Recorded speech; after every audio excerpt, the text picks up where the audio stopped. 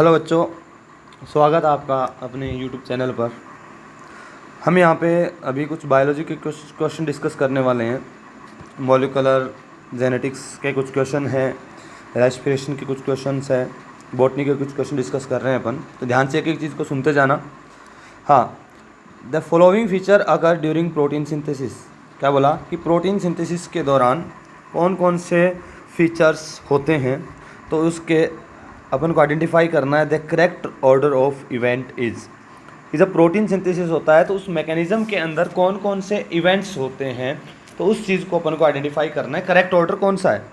अगर हम बात करते हैं प्रोटीन सिंथेसिस की, तो प्रोटीन सिंथेसिस के अंदर सबसे पहले हमें को पता है कि सेल का अगर बात करें न्यूक्लियस है यूकैरियोट्स का, न्यूक्लियस में क्या बनेगा, अरे क्या बनेगा, एमआरएनए। एमआरएनए को ट्रांसफ़र किया जाएगा कहाँ पर, साइटोप्लाज्म में। चलो एमआरएनए साइटोप्लाज्म में आ गया। अब एमआरएनए साइटोप्लाज्म में आ गया, फर्स्ट काम तो क्या हो गया कि एमआरएनए ट्रांसक्राइब हुआ, एमआरएनए में न्यूक्लियस के अंदर प्रोसेस हुई, उसको कहाँ भेजा गया, साइटोप्लाज्म में ट्रांसफ़र हुआ। एमआरएनए साइटोप्लाज्म में आया तो फिर राइबोसोम की सबसे पहले क्या जुड़ेगी, स्मॉलर सब यूनिट अरे जुड़ेगी, फिर लार्जर सब यूनिट, फिर उसके लार्जर सब यूनिट के अंदर हमें पता है कौन कौन सी साइट होती है, पी साइट होती है और ए साइट होती है। जो फर्स्ट एमाइनो एसिड आता है हमें पता है, जो टीआरएनए के साथ लोड होकर जो आरएनए आता है, सबसे पहले कौन सा आएगा, यूकैरियोट में क्या आएगा, मिथियोनिन, और प्रोकैरियोट में क्या आएगा, एन फॉर्मिल मिथियोनिन। और सबसे पहला जो एमाइनो एसिड कहाँ जुड़ता है, पी साइट पर। कहाँ जुड़ता है, पी साइट पर। तो पी साइट पर जुड़ा, नेक्स्ट एमाइनो एसिड कहाँ पर आएगा, ए साइट पर। ए साइट पर आया, फिर इनके बीच में क्या बनता जाए, बनेगा पेप्टाइड बॉन्ड। और पेप्टाइड बॉन्ड कौन बनाएगा, इनके अंदर प्रेजेंट आरएनए। चलो इसी का सीक्वेंस देखते हैं कि कौन कौन सा सीक्वेंस क्या होगा। सबसे पहले स्टेटमेंट पढ़ते हैं, movement of mRNA from the nucleus into cytoplasm where it bind to the ribosome. चलो क्या बोला कि आरएनए को मूव करवाना है न्यूक्लियस से साइटोप्लाज्म में, जहाँ पर ये राइबोसोम के साथ बाइंड होगा। नेक्स्ट पढ़ते हैं, formation of amino acyl tRNA complex. तो कि एमाइनो एसाइल टीआरएनए का कॉम्प्लेक्स। चलो देखते हैं आगे और कोई स्टेटमेंट जो प्रायोरिटी पर आएगा। First, transcription of specific segment of DNA into mRNA molecule in the nucleus. तो ये आ गया जो सबसे पहले आएगा, क्योंकि सबसे पहले तो क्या होगा, ट्रांसक्रिप्शन होगा। ट्रांसक्रिप्शन होगा तो तभी तो क्या बनेगा, एमआरएनए। अरे तभी तो क्या बनेगा, तो एमआरएनए। तो सबसे फर्स्ट पे क्या रखेंगे अपन, थर्ड नंबर को। तो थर्ड नंबर को अगर फर्स्ट पे रखेंगे तो सेकंड ऑप्शन अपन कट कर सकते हैं। अब जैसे ही साइटोप्लाज्म में आ गया, तो साइटोप्लाज्म में आने के बाद सेकंड क्या करेंगे, क्या हुआ, ट्रांसक्राइब हो गया। फिर ट्रांसक्राइब होने के बाद कहाँ भेजेंगे उसको, साइटोप्लाज्म में। तो 2 नंबर क्या आएगा, फर्स्ट वाला। तो थर्ड और फर्स्ट आया कि नहीं आया, तो फर्स्ट ऑप्शन भी कट कर सकते हैं। फिर आगे नेक्स्ट क्या आएगा कि tRNA, amino acid tRNA complex बनेगा। बोले तो क्या बोलना चाहे तो हम बोल सकते हैं कि एमाइनो एसिड को क्या किया, चार्ज किया, एटीपी खर्च करी, एटीपी खर्च किया तो बोले टीआरएनए चार्ज हो गया या लोडेड हो गया। इस लोडेड टीआरएनए को अपन को राइबोसोम के पास भेजना है। तो थर्ड क्या हुआ, formation of amino acyl tRNA complex. तो ये आ गया सेकंड, थर्ड, फर्स्ट और सेकंड। इसके बाद प्रोसेस अगर अपन देखते हैं कि binding of N terminal amino acid methionine tRNA to the P site of ribosome, the tRNA anticodon pair with AUG on mRNA. क्योंकि हमें पता है जो स्टार्टिंग कोडोन जो होता है वो क्या होता है, एयूजी। अरे होता है एयूजी। तो एयूजी के साथ टीआरएनए का क्या जुड़ेगा, एंटीकोडोन। टीआरएनए का क्या जुड़ेगा, एंटीकोडोन। और सबसे पहला कहाँ जुड़ेगा, पी साइट पर। तो उसके बाद क्या आएगा अपने 4 नंबर, अरे आ गया। उसके बाद formation of peptide bond between first second amino acid, कि पहला पी साइट पे आया, दूसरा ए साइट पे आया, तो इनके बीच में क्या बनेगा, पेप्टाइड बॉन्ड। अरे बनेगा। तो इसके बीच में क्या बनेगा, फर्स्ट और सेकंड के बीच में पेप्टाइड बॉन्ड। फर्स्ट होगा पी साइट पर, सेकंड होगा ए साइट पर, तो बन गया पेप्टाइड बॉन्ड। चलो यहाँ तक अगर देखते हैं तो बिल्कुल इनमें क्या है, सेम ही आ रहा है, थर्ड और फोर्थ ऑप्शन। आगे वाला देखते हैं, अगर 6 क्या वाला बोल रहा है, release of completed polypeptide chain from ribosome, कि जो पॉलीपेप्टाइड चेन कंप्लीट बन गई है उससे राइबोसोम क्या हो जाएगा, रिलीज। चलो उससे पहले मतलब रिलीज तो तब होगा जब कंप्लीट पॉलीपेप्टाइड बन जाएगी। इसके आगे वाला देख लेते हैं, migration of dipeptide to form a tripeptide then polypeptide. क्या बोला कि अभी 2 के बीच में बना, जैसे डाईपेप्टाइड हो गया, फिर आगे ट्राईपेप्टाइड, टेट्रा, पेंटा, बोले तो टोटल पॉलीपेप्टाइड चेन बनेगी। और टोटल पॉलीपेप्टाइड चेन बनने के बाद क्या होगी, रिलीज होगी। तो पहले 7 नंबर आएगा, लास्ट में 6 नंबर आएगा, तो आंसर क्या हो जाएगा अपना 4th हो जाएगा। तो कुछ नहीं, बहुत ईजी है, बस इसके अंदर इतना ध्यान रखना है कि ट्रांसलेशन के अंदर कौन कौन से स्टेप्स है, अगर वो हमें मालूम है तो आराम से चीज़ें हो सकती है। नेक्स्ट क्वेश्चन 92 देखते हैं। बेस्ट जेनेटिक मटेरियल की, बेस्ट जेनेटिक मटेरियल की क्या खास बात है, कौन हो सकता है? Any nucleic acid, any nucleic acid का मतलब डीएनए एंड आरएनए, नहीं, दोनों तो नहीं हो सकते। नेक्स्ट देखते हैं। A nucleic acid made from nucleic acid template that has been और is capable of being used as a template in replication. बोले तो वो न्यूक्लिक एसिड जिसके पास खुद का टेम्पलेट हो और वो उस टेम्पलेट से रेप्लिकेशन करने की कैपेबिलिटी रखता हो। चलो ठीक बात है, गलत नहीं है, चलो सही है कि रेप्लिकेशन कर सकता हो, कैपेबिलिटी होना ज़रूरी है जेनेटिक मटेरियल के पास। Next, nucleic acid that is capable of being used as a template in transcription, कि ट्रांसक्रिप्शन के अंदर उनका टेम्पलेट की फॉर्म में यूज में आना, ये भी सही बात है। तो रेप्लिकेशन वाले भी सही है, ट्रांसक्रिप्शन वाले भी सही है, लेकिन अब 4th ऑप्शन देखते हैं। Nucleic acid that is capable of being used as template in replication and transcription. तो 4th वाला क्या बोल रहा है, दोनों चीज़ बोल रहा है, तो अपन दोनों को सिलेक्ट करेंगे। 4th ऑप्शन क्या होगा, जो रेप्लिकेशन और ट्रांसक्रिप्शन दोनों चीज़ों को करने में कैपेबल होगा, वही बेस्ट जेनेटिक मटेरियल होगा। जेनेटिक मटेरियल की प्रॉपर्टी पड़ी होगी, केमिकली और स्ट्रक्चरली स्टेबल होना चाहिए, वो खुद की रेप्लिका बना सकता हो, वो खुद ट्रांसक्राइब हो सकते, mRNA बना सका हो, और या बोले तो मेंडेलियन कैरेक्टर के अकॉर्डिंग अपने आप को एक्सप्रेस कर सकता हो। ये कुछ कैरेक्टर्स है जेनेटिक मटेरियल के, तो ये वाला 4th वाला करेक्ट ऑप्शन। नेक्स्ट देखते हैं। Which of the following is not true for an anticodon. क्या बोला, एंटीकोडोन जो कि tRNA पे होता है, कहाँ होता है, tRNA पे, जिसको अपन रिकॉग्निशन लूप भी बोलते हैं। क्या बोलते हैं इसको, रिकॉग्निशन लूप भी बोलते हैं, तो उसके लिए सही नहीं है। क्या बोला है, नॉट ट्रू, बोले तो इनकरेक्ट देखना है। इट कंसिस्ट ऑफ 3 न्यूक्लियोटाइड, बिल्कुल ये, क्योंकि एक कोडोन जो एमाइनो एसिड को कोड करते हैं वो 3 न्यूक्लियोटाइड से मिलकर बना है, या बोले तो 3 नाइट्रोजनस बेस से मिलकर बना है, तो कोडोन भी क्या होगा, एंटीकोडोन भी क्या होगा, 3 नाइट्रोजनस बेस से या 3 न्यूक्लियोटाइड से होगा। तो फर्स्ट वाला स्टेटमेंट तो सही है, हमें पहचानना क्या है, इन करेक्ट। नेक्स्ट देखो, it is the basic unit of the genetic code. क्या ये जेनेटिक कोड की बेसिक यूनिट है, अरे बोलो, बेसिक जेनेटिक कोड की बेसिक यूनिट है। चलो देखते हैं, उससे पहले आगे वाले भी क्वेश्चन पढ़ के देखते हैं कि बेसिक यूनिट है कि नहीं है। It is present on tRNA molecule, क्या एंटीकोड ऑन tRNA मॉलिक्यूल पर होता है, यस होता है, तो स्टेटमेंट क्या है, ये भी सही है। सेकंड वाले को सोचेंगे, अभी अपन देखेंगे। 4th देखो, it may pair with more than 1 codon, क्या ये एक से ज़्यादा कोडोन के साथ बाइंड हो सकता है। Specially it has the base inosine in the first position. Inosine क्या है, ये क्या है, एबनॉर्मल नाइट्रोजनस बेस, जो कि इनके लूप के अंदर प्रेजेंट होता है, तो ये एक से ज़्यादा कोडोन के साथ जुड़ सकता है, और एक से ज़्यादा जुड़ने की प्रॉपर्टी को क्या बोलते हैं, डीजनरेसी। अरे क्या बोलते हैं, डीजनरेसी। जब अपन मॉलिक्यूलर बायोलॉजी पढ़ते हैं तो बताते हैं ना कि एक राजा के बहुत सारी रानी, एक राजा एक के बहुत सारी रानी, यही तो क्या है, डीजनरेसी। लेकिन रानी के क्या है, राजा एक ही है, तो बोले तो ये क्या है, नॉन एम्बिगुअस प्रॉपर्टी, इसके अलावा इसका कोई नहीं है। चलो इसको जब डिटेल में पढ़ते हैं तब बात करते हैं, ये भी सही है। फर्स्ट वाला, सेकंड वाला देखो, basic unit of genetic code. Basic unit जो है जेनेटिक कोड की, वो तो क्या होता है, कोडोन होता है। ये क्या है, एंटी कोडोन है, तो एंटी कोडोन बेसिक यूनिट नहीं होता, तो आंसर क्या हो जाएगा अपना सेकंड, कि ये बेसिक यूनिट नहीं है। अरे क्लियर है क्या। चलो भी नेक्स्ट ऑप्शन क्वेश्चन देखते हैं। फिल इन द ब्लैंक, अपन को fill in the blank fill करने हैं कि कौन सा सही होगा, कौन सा गलत होगा। चलो देखते जाना। In both lactic acid and alcoholic fermentation not much energy is release, ज़्यादा एनर्जी रिलीज नहीं होती, बिल्कुल नहीं होती। कितनी होती है, 2 ATP रिलीज होती है।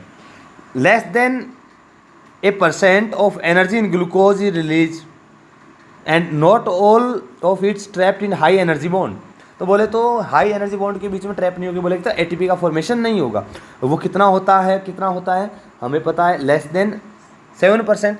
जो एरोबिक रेस्पिरेशन है उसके अंदर अपन 38 ATP का प्रोडक्शन करते हैं, और एनएरोबिक में 2 ATP का प्रोडक्शन करते हैं। 38 का ये 2 जो है क्या है, लेस देन 7%। अरे लेस देन 7% तो है, 7% से ज़्यादा थोड़ी है, क्या होगी, लेस देन 7%। तो फर्स्ट के अंदर फिल इन द ब्लैंक में क्या आएगा, 7%। ये NCERT की है, ध्यान से अपन अगर एनसीईआरटी को पढ़ते हैं तो मिलती है अपन को line, yeasts poison themselves to that when the concentration of alcohol reaches about more than 30%, more than 12%।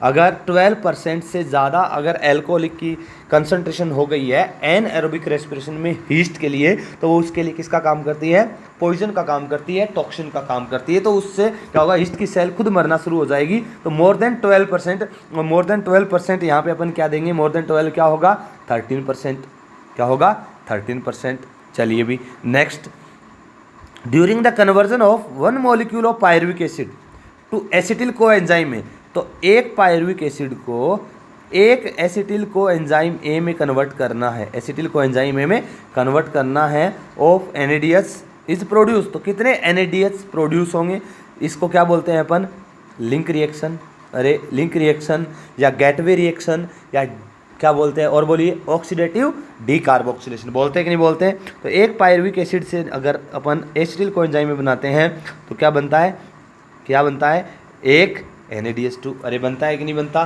तो अगर एक NADH2 का मॉलिक्यूल बनेगा तो आंसर क्या हो जाएगा 7, 13 एंड 1। तो आंसर क्या हो जाएगा 7, 13 एंड 1। क्लियर है ना, ये इसमें 13 दे रखा है तो ये गलत हो गया, आंसर 4। चलिए भी next, how many ATP are produced by the complete oxidation of 2 molecule of isocitrate by ETS only. अच्छा क्वेश्चन है भाई, ध्यान से सुनना, जहरीला है क्योंकि थोड़ा सा जहरीला ऐसे नहीं है, कैलकुलेशन में है इसलिए थोड़ा जहरीला है, बाकी कोई टफ क्वेश्चन नहीं है। How many ATP are produced by complete oxidation of 2 molecule of isocitrate. Isocitrate का मतलब क्या है, हम बात करते हैं क्रेब्स साइकिल की, इसकी बात करते हैं क्रेब्स साइकिल की। क्रेब्स साइकिल के अंदर जो आइसोसिट्रेट मॉलिक्यूल जो 2 बने हैं जो ETS में जाएंगे तो कितने ATP प्रोड्यूस करेंगे। तो सबसे पहले क्या बनता है, सिट्रिक एसिड बनता है, फिर सिस एकोटिनिक एसिड बनता है, फिर आइसोसिट्रिक एसिड बनता है, अरे बनता है उसके अंदर। तो उसके बाद क्या होता है, NADH2 निकलता है, फिर CO2 निकलता है, फिर NADH2 और CO2 दोनों निकलते हैं, फिर अपन ने देखा क्या निकलती है, एक GTP निकलती है, फिर FADH2 और फिर वापस NADH2। ऑल अगर मैं क्वेश्चन को अगर कंप्लीट करना चाहूँ तो मैं बोल सकता हूँ कि एक बार अगर एक ऑक्सीडेशन करवाता हूँ मैं तो 3 NADH2 बनते हैं, एक FADH2 बनता है, अरे बनता है।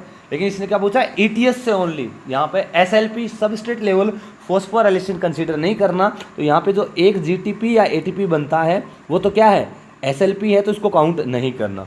और कितनी बार करवाना है, 2 मॉलिक्यूल, तो 2 मॉलिक्यूल है तो क्या कर देंगे, डबल कर देंगे। तो कितना हो गया 6 NADH2, 6 NADH2। और एक NADH2 से कितनी ATP बनती है भाई, 3 बनती है, तो 6 से कितनी बनेगी 18 ATP। और 2 FADH2 बना, एक FADH2 से 2 ATP, तो 2 से कितनी बनेगी 4 ATP। अरे बनेगी कि नहीं बनेगी, तो काउंट कर सकते हैं कि टोटल ATP का प्रोडक्शन कितना होगा, 18 और 4 22, बोले तो 22। अरे क्लियर है कैसे कैलकुलेशन हुई। चलो next question, during Krebs cycle various 6 carbon, 5 carbon and 4 carbon intermediate are formed and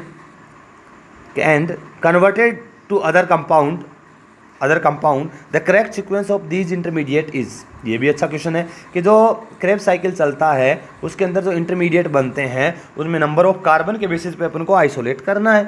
देखो शुरुआत होती है 6 कार्बन क्या कि 4 ऑक्जेलो एसिटिक एसिड के साथ। जब एसिटिल कोएंजाइम ए आता है इसमें 4 कार्बन होते हैं, एसिटिल में 2 होते हैं, तो क्या बनता है सिट्रिक एसिड।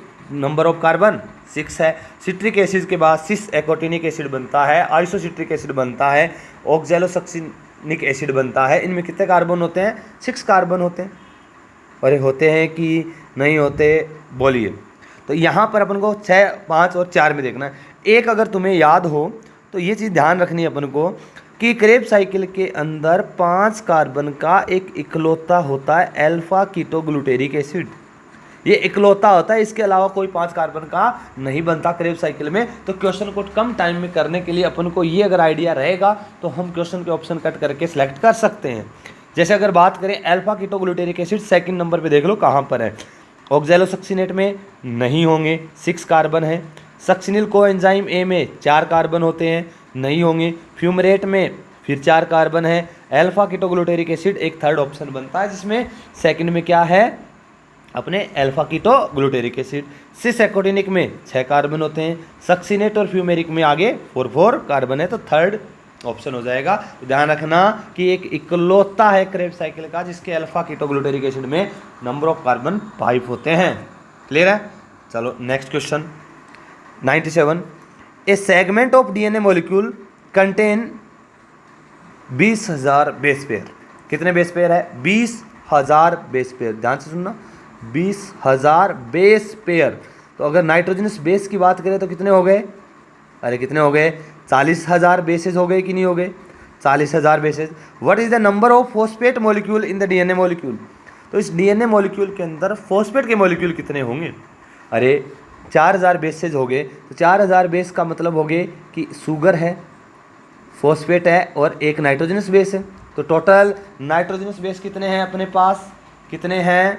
अरे बोलो 40,000। तो बोले तो न्यूक्लियोटाइड कितने हैं? 40,000। तो फॉस्फेट भी कितने होंगे?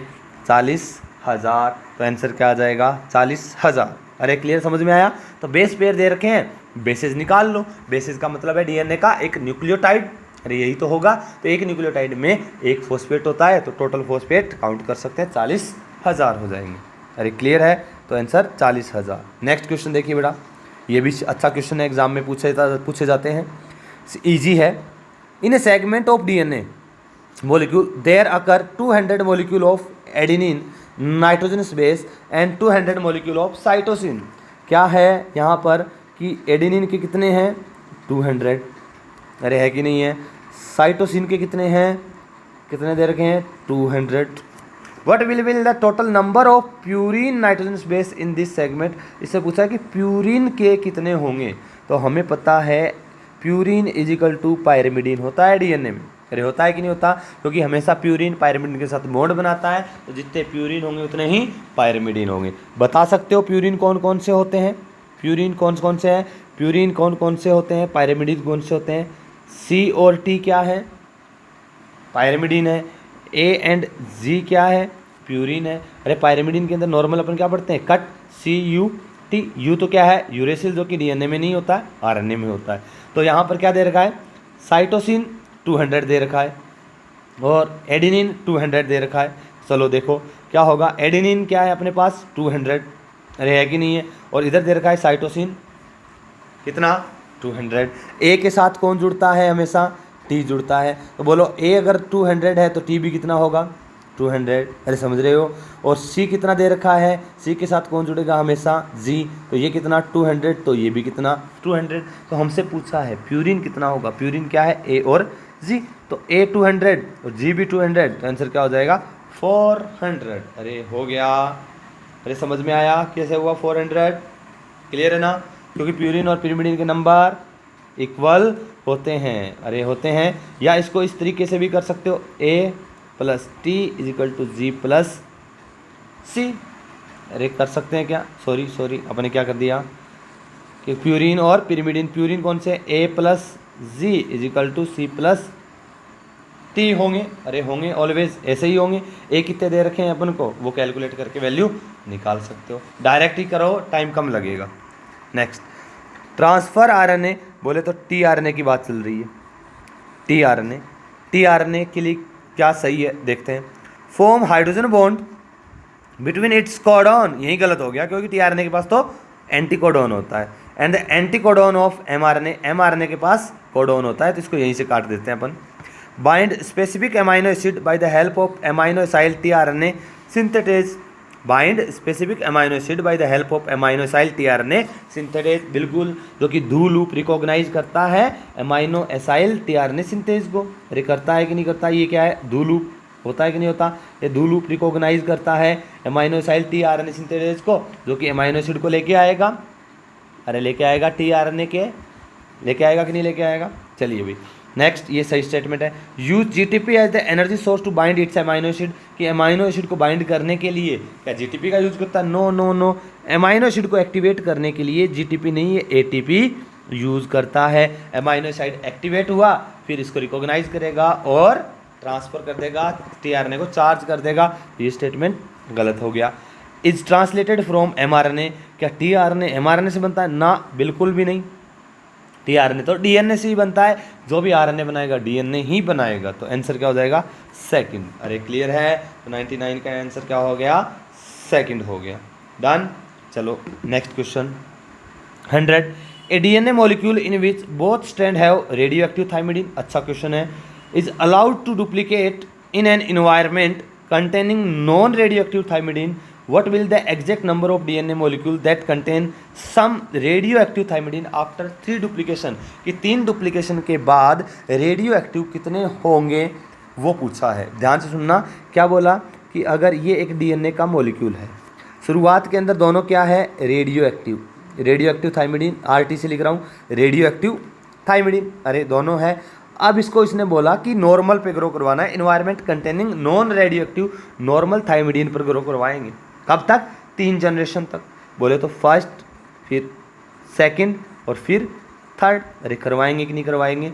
और अगर शॉर्ट में क्वेश्चन करना चाहें, हमें पता है कि फर्स्ट 1 से कितने बनेंगे 2, 2 से 4, 4 से क्या बनेंगे 8 बनेंगे, और हमें पता है जो रेडियो एक्टिव हमेशा कितने रहेंगे फिक्स रहेंगे 2 ही रहेंगे। कैसे, एक रेडियो एक्टिव बना फर्स्ट में और नया जो स्ट्रैंड बनेगा वो नॉन रेडियो एक्टिव बनेगा, ये रेडियो एक्टिव दूसरा नॉन रेडियो एक्टिव थाइमिडीन, अरे होगा कि नहीं होगा। दूसरा देखो ये रेडियो एक्टिव था, इसके साथ ये बनेगा नॉन रेडियो एक्टिव, तो फर्स्ट जनरेशन में बना नॉन रेडियो एक्टिव और रेडियो एक्टिव थाइमिडीन। अब इससे आगे 4 बनेंगे, तो ये 2 रेडियो एक्टिव तो हमेशा फिक्स ही रहेंगे और ये 2 ही बनाएंगे, क्योंकि आगे जितने भी स्ट्रैंड बनने हैं वो नॉर्मल थाइमिडीन के अकॉर्डिंग बनने हैं। तो हम अपना डायरेक्ट आंसर दे सकते हैं कि रेडियो एक्टिव वाले तो डीएनए कितने बनेंगे अपने पास 2 ही बनेंगे, और डायरेक्ट याद रख सकते हैं हम कि शुरुआत के अंदर अगर अपने रेडियो एक्टिव प्योर लिया है तो वो दोनों स्ट्रैंड आगे से कितनी जनरेशन 50 जनरेशन के बाद भी बोल दे तो 2 डीएनए ऐसे होंगे जिनके अंदर रेडियो एक्टिव होगा, बाकी सब नॉर्मल बनेंगे। क्लियर है। नेक्स्ट क्वेश्चन 101 क्या बोल रहा है सुनिएगा, a DNA molecule of E coli is heavy full labelled with nitrogen 15, कि एक डीएनए है ई कोलाई का, दोनों में क्या है N15 फुल लेबल्ड है, allow to duplicate in a medium containing N14, इसको N14 मीडियम के अंदर क्या करवा रहा है grow. In first generation is a 2 daughter DNA molecule, जो फर्स्ट जनरेशन में चलो डीएनए के मॉलिक्यूल दोनों स्ट्रैंड को अलग किया, और हमें पता है सेमी कंजर्वेटिव टेक्निक से एक नया स्ट्रैंड, बोलो एक तो क्या होगा N15 होगा, दूसरा N14 और N14, अरे ये बना कि नहीं बना, देखो स्टेटमेंट्स को पढ़ो। Have same density but do not resemble there parent DNA, क्या डेंसिटी पेरेंट्स के जैसी है, सेम डेंसिटी है, चलो डेंसिटी सेम है, do not resemble there parents DNA, क्या अपने पेरेंट्स डीएनए के साथ मैच कर रहे हैं, बिल्कुल नहीं कर रहे, क्योंकि पेरेंट्स डीएनए तो क्या है दोनों N15, ये क्या है N14 और 15, ये N14 और 15 तो पेरेंट्स के रिजेंबल नहीं है, और डेंसिटी क्या है दोनों की सेम है N14 और 15, तो स्टेटमेंट फर्स्ट हमें सही लग रहा है। आगे वाले देख लेते हैं, have different density but resemble there parent DNA, क्या पेरेंट्स डीएनए के जैसे दिख रहे हैं, बिल्कुल भी नहीं दिख रहे हैं, और डेंसिटी क्या अलग अलग है, बिल्कुल नहीं है, ये N14 डेंसिटी दोनों इसकी और इसकी क्या है बिल्कुल सेम टू सेम, अरे है कि नहीं है। थर्ड देखो, हैव डिफरेंट डेंसिटी, ठीक है, also do not resemble to their parents DNA, क्या है डिफरेंट डेंसिटी है और पेरेंट्स के रिजेंबल भी नहीं है, नहीं डेंसिटी क्या है सेम है, गलत हो गया। सेम इन डेंसिटी सेम है, एंड रिजेंबल देयर पेरेंट्स, बिल्कुल नहीं, पेरेंट्स के रिजेंबल नहीं दिख रहा, तो ये भी क्या हो गया गलत, तो आंसर क्या हो जाएगा अपना फर्स्ट हो जाएगा। अरे क्लियर है क्वेश्चन।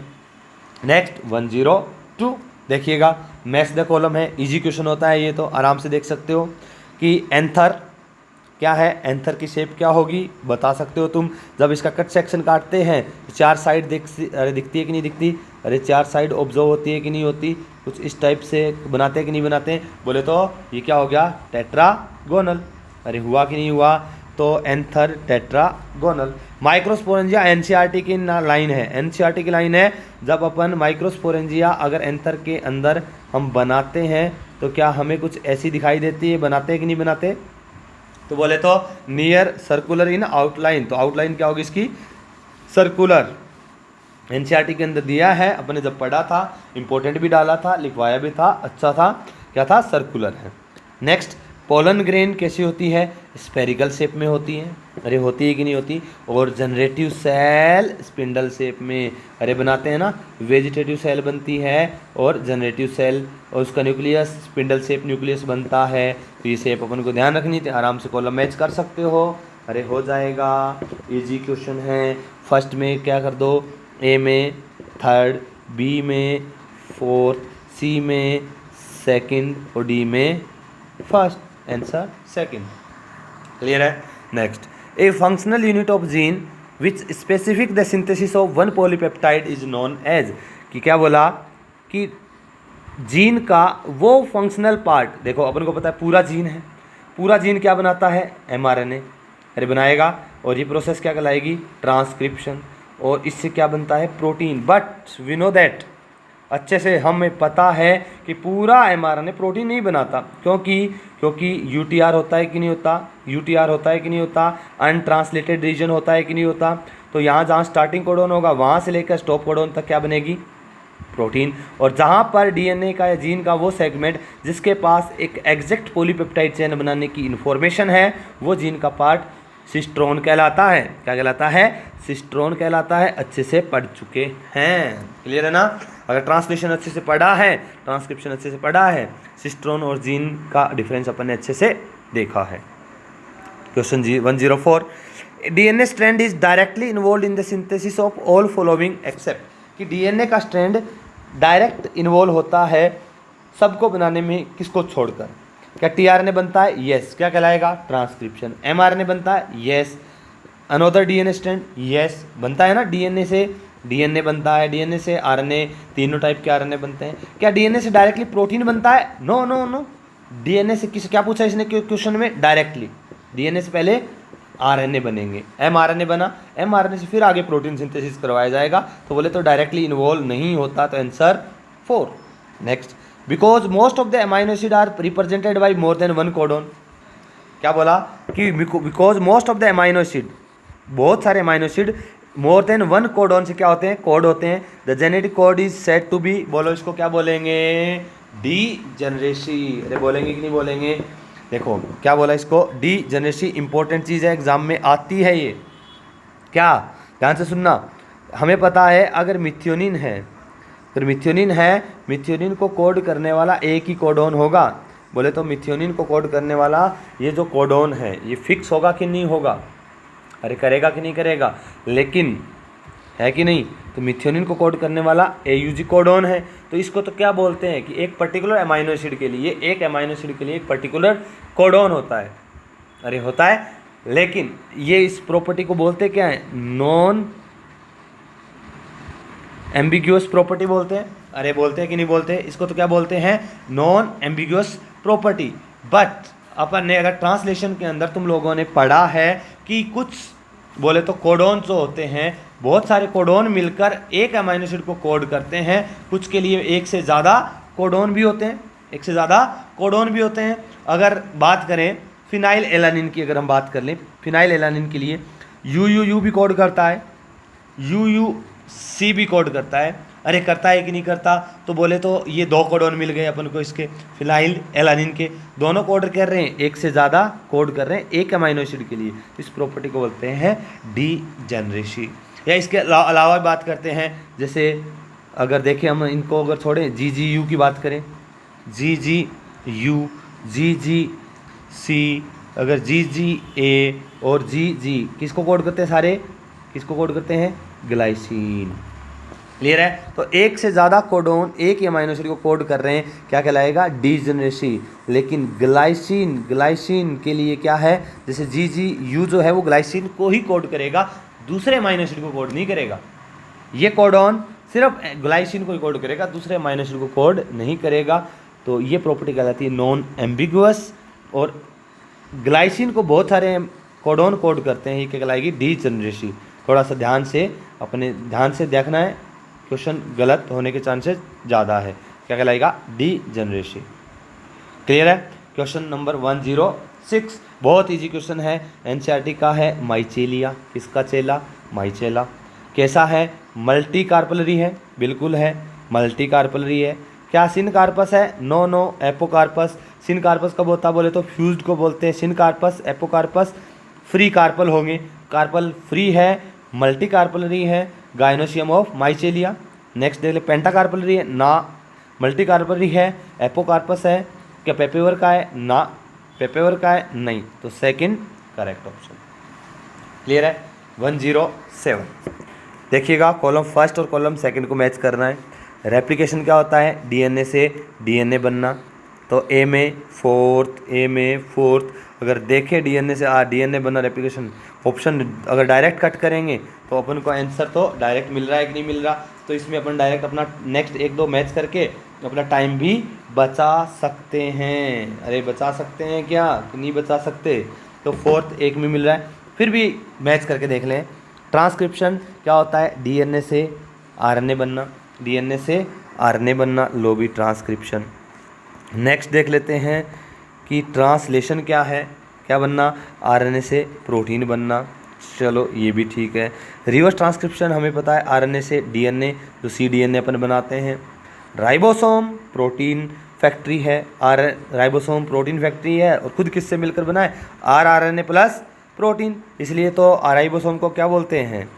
Ribonucleoprotein, ribonucleoprotein 10। तो ये तो बीच में तुम लोगों को डराने के लिए था, माहौल बनाने के लिए था। आंसर डायरेक्ट अपन जा सकते हैं फोर्थ पे। अरे क्लियर है ना? नेक्स्ट 108 देखिएगा, इजी क्वेश्चन है, कोई ज़्यादा टफ नहीं है, लेकिन एग्जाम में पूछे जाते हैं। चलो, which statement is not true for base ratio of DNA, कि बेस रेशियो के लिए इनमें से कौन सा सही नहीं है? बेस रेशियो के लिए कौन सा सही नहीं है? तो base ratio is constant for a given species, बिल्कुल सही है। एक गिवन स्पीसीज के लिए बेस रेशियो क्या होता है? फिक्स होता है, चाहे वो कौन सी ही स्पीसीज हो। अगर ह्यूमन की बात करें अपना बेस रेशियो फिक्स होगा, या कोई दूसरा बैक्टीरिया की बात करें प्रोकैरियोट होगा उनका बेस रेशियो फिक्स होगा। वो डिपेंड करता है स्पीसीज टू स्पीसीज, और हर एक स्पीसीज के लिए बेस रेशियो क्या होता है? फिक्स होता है। अरे होता है कि नहीं होता? Base ratio is variable for different species, क्या अलग अलग स्पीसीज के लिए बेस रेशियो अलग अलग होगा? अरे बात तो वही आ गई ना, बिल्कुल। हर एक स्पीसीज के लिए पर्टिकुलर है तो अलग अलग स्पीसीज का क्या होगा? अलग अलग होगा। Base ratio doesn't depend on age of organism, क्या ऑर्गेनिज्म की एज पर डिपेंड करेगा बेस रेशियो? बिल्कुल नहीं करेगा। या अगर एज पे डिपेंड करता तो एज के साथ तो बेस रेशियो चेंज हो जाता, लेकिन चेंज होता नहीं है। Base ratio is different for different tissue of an organism, क्या एक ऑर्गेनिज्म है क्या उसकी अलग अलग सेल में बेस रेशियो अलग अलग होगा? ना, सभी में सेम होगा, पूरी सभी सेल के अंदर सेल सेम होगा, क्योंकि जो ऑर्गेनिज्म बना है, अगर सेक्सुअल रिप्रोडक्शन ऑर्गेनिज्म की बात करते हैं तो जाइगोट से बना है, जाइगोट के अंदर सारी सेल बनी है, तो एक सेल से मल्टी सेलुलर बना है, तो हर सेल के अंदर जेनेटिक मटेरियल सेम है, तो बोले तो बेस रेशियो भी उनका सेम है। अब अगर बात करें सर बेस रेशियो होता क्या है, अगर बेस रेशियो की बात करें तो बेस रेशियो क्या होता है? ए के साथ टी जुड़ता है, जी के साथ सी जुड़ता है, ए टी और जी सी का जो रेशियो होता है वही बेस रेशियो होता है। बोले तो constant for a given species, एक स्पीसीज के लिए वो क्या होता है? कांस्टेंट। जैसे अगर बात करें बैक्टीरिया की, ध्यान से सुनना, अगर कोई एक बैक्टीरिया है, एक बैक्टीरिया ले लिया, क्या ए टी और जी सी का रेशियो, अगर ये बैक्टीरिया इकोलाई 3 इकोलाई है अपने पास, ये E coli first, E coli second, E coli third, इसका बेस रेशियो मान लो 0.95 है, 0.95 है, 0.95, तीनों का सेम ही होगा, चेंज नहीं होगा, क्योंकि स्पीसीज सेम है तो सभी मेंबर का बेस रेशियो भी सेम होगा। क्लियर है? चलिए भी इतना समझ में आए, बाकी क्वेश्चन भी अपन करेंगे, तब तक इतने क्वेश्चन सॉल्व करिए। मिलते हैं अपन ब्रेक के बाद। धन्यवाद।